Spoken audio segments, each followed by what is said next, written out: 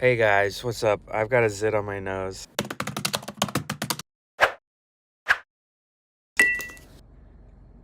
It's a zit. You know, it's your boy, filmmaker boy, Luke Soin, you guys. I'm driving a car. Don't worry. When I'm in motion, I will not make eye contact. Today is a cool day because I'm gonna co-work with my co-star, Britt. No, don't do that! Don't do that! Beer.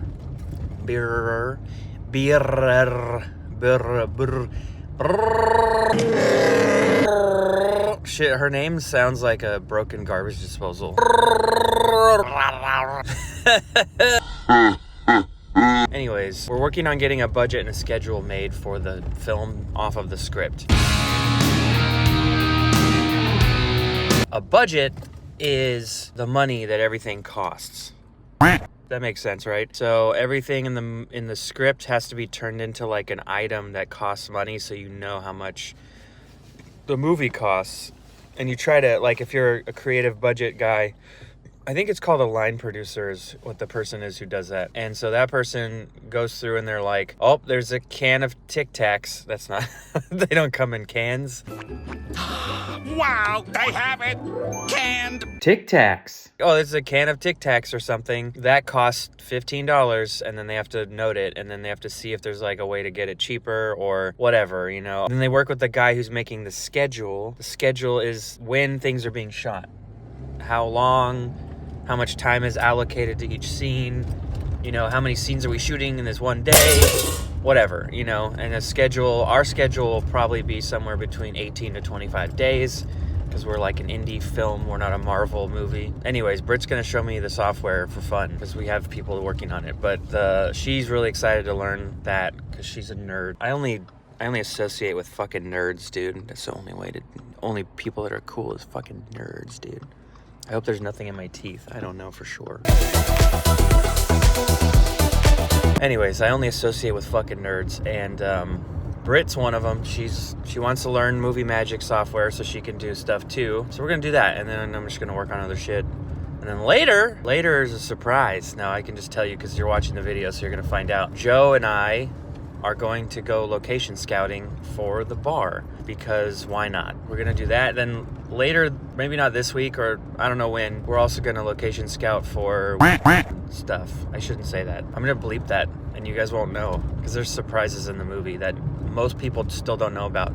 I've told people, but like nobody knows because no one gives a shit about what we're doing. Anyways, I'm at the coffee shop. Bye. Okay guys, I'm in the coffee shop now and guess who's here? She didn't charge her laptop, so she has to sit over there. Wait. So we're co-working in the same room. And then just to give insight to me, like when you first showed me, I was like, oh, I should have said like, oh, Michelle Pfeiffer is here. And then I was like, oh, is it too late to do that? Wait, no, I have a funny story to tell you. Put that away. You can tell me. It's going in. Okay, so It's going in. Okay, so I'm a little slap happy because I'm exhausted after a great short. I was a first AD. Went well. It was 2 days. But recently I had a dream where my boyfriend and I saw someone like decapitate a little creature with a rock. I know this is dark. And then all of a sudden that inspired, we were both grossed out, and then that inspired my boyfriend to take a sharp rock, and then he started decapitating little animals, and he first started with the frog, and we were having this banter. I was like, don't decapitate a frog, especially its head is like its back. So I feel like it's a good dialogue banter of like, can you decapitate a frog? Essentially, this is really dark. But yeah, he took a sharp rock, cut it off, and then like threw it at me. And then I'm like Googling, what does this spiritually significantly mean? Okay. And its content will message. That was creative. That's a good butt.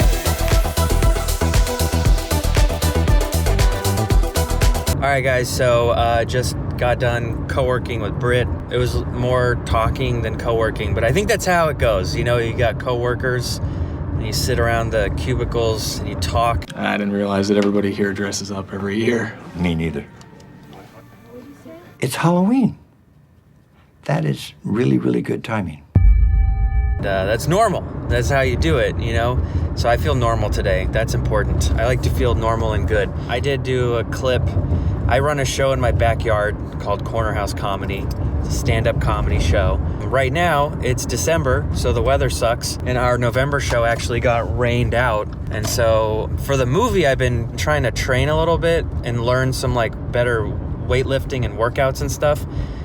So I went to this gym called East Sac Fitness in East Sacramento, and I got to know the owner. He's very cool. I told him about the show and all. I do stand up, and he's like, well, why don't you do the show here? So I was like, well, sure. And so we did a show there, and it was awesome. So I got a clip done of my friend Robert Emoto, aka Bobby Clubs, just going in on a guy immediately, just starting his set and just going in on him. This is the only time I've been inside a building in the Fab 40s. This is great. This is like where the Illuminati meet. This doesn't look like you would come to raise gas prices, sir. I'm just saying. I don't know who does it, but I feel like it's a guy who looks like you, right? And do you have a Tesla? Yes, you don't give a shit. You have a Tesla. You're like, I'm electric, 6 a gallon. By the way, when I walked up here, I did get mad looking at you, okay? Because you look like a CEO or something, and I'm not going to shoot you, but I'm just saying, So there you go. So I edited that. That's what I got done. And then just did some like emailing and thought about location scouting, which is what we're doing now. Now we're going to do location scouting. So I'm going to go pick up Joe, and we're going to go look at some dive bars for the Biker Hangout and maybe like other... That's basically it. That's basically, there's a biker hangout scene, and we need a biker hangout. So we're trying to find a local dive bar so we don't have to go very far. It'll save us money if we have, you know, somewhere in town, because we all live here. We don't need hotels and whatever. We'll just be like, oh, okay, like, you know, at night you just go home to your house, you know, the crew, hopefully, if they're all local. And then obviously, like, if there's somebody from out of town acting in the other roles, like for Bobby or some of these other characters, we'll obviously have to do that. But, you know, if we can keep costs down and, like, you know, I live at home, Britt lives at home, Joe lives at home, other people like crew that we hire, Vin, they can be at home, and then we don't have to pay for it, and that's better. Am I rambling? Yes. Hey, yo! Shut the up! Okay. We'll check back in a minute, but we're gonna get Joe right now, okay? Or something, you know, ooh, that's weird. I don't like it. It's my eyeball. Okay, guys, we're doing a location scouting. There's Joe, and we just went into this one bar. I'll put pictures in.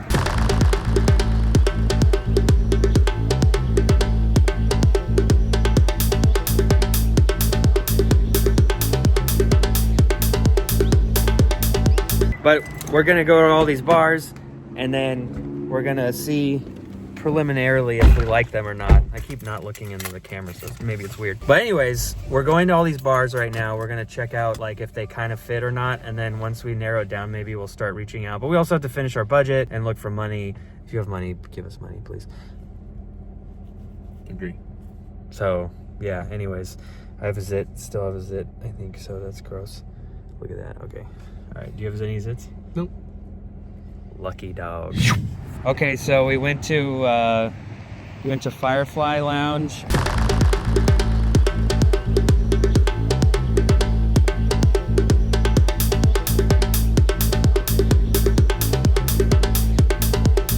That one was kind of, they actually filmed a movie there already. It was Unholy Song, I think. yeah, and we watched the trailer, and we're not going to comment on that, but Not sure really what the movie's about. it's like a tape recorder that when you play it, there's a witch and she possesses you, but then apparently she doesn't. Also, I don't know, it's hard to tell. And then like a bunch of people get possessed because then some guy at the bar was like, there's demons and they get released into all the pigs. I don't really know how that fits in the story, but sounds interesting. Yeah, it was confusing, but a movie has been filmed there, which is good. Yeah.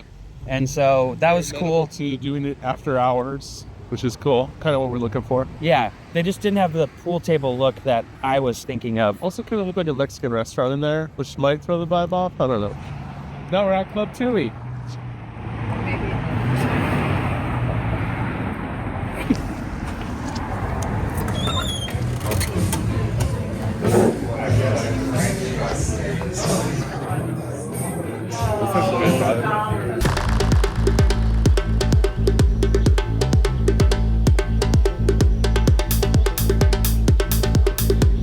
Okay, well, so we went to SoCal's Tavern. Is where we ended up.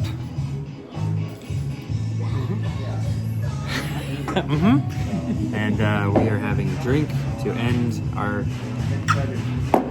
day of location scouting. We had a good time, and this was a good, productive-ish day.